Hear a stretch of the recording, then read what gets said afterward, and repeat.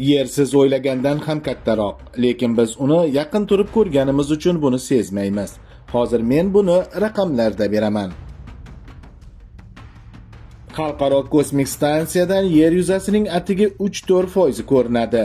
Sayyorani to'liq ko'rish esa faqat geostatsionar orbitadan mumkin. U 35786 kilometr.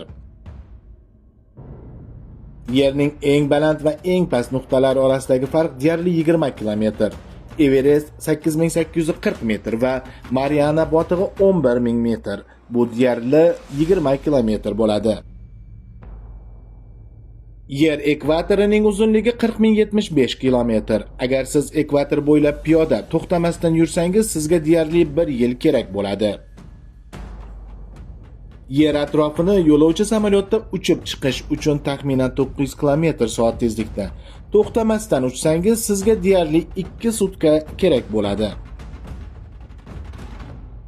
Yer yuzasidan yadro markazigacha masofa taxminan 6370 kilometr. Bu masofa Moskva bilan Vladivostok orasidagi masofaga deyarli teng. Okeanlar yer yuzasining 71%ni qoplaydi.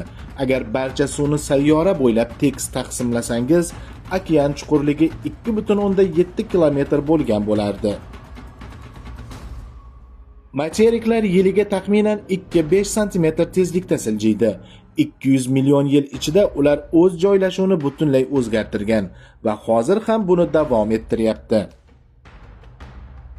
Yer kattaligi raqamlarda shunaqa ko'rinadi, lekin odam uni kundalik hayotda sezmaydi. Qo'shimcha faktlar va manbalar Telegram kanalimizda.